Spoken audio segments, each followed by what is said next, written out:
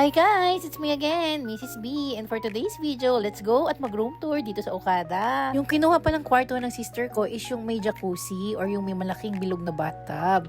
Ito yung sikat na sikat dito sa Okada. Ayan. Ang ganda talaga ng ambience at talagang nakaka-relax. Ito naman kapag may ilaw na. Diba? Talagang marerelax ka habang ang ganda ng view. Kita-kita mo sa labas. Itong kinuha kasi na room ng sister ko is medyo malaki and then parang 20,000 per night. Pero meron namang mas maliit at mas mura. I-check nyo na lang mismo sa Okada kung magkano. Yan, ang kanilang yayamanin.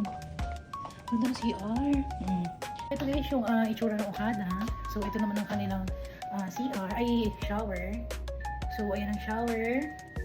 Tapos, ayan, toilet. Meron nga ding CR sa labas para sa mga bisita at take note, lahat dito high-tech. Oh, ito naman yung high-tech. Ayan, oh, yung mga pangmayayaman, umaakit-akit yung inidoro. Ang ganda rin ng pantry nila, ayan, kompleto. At syempre, hindi pwede mawala ang closet.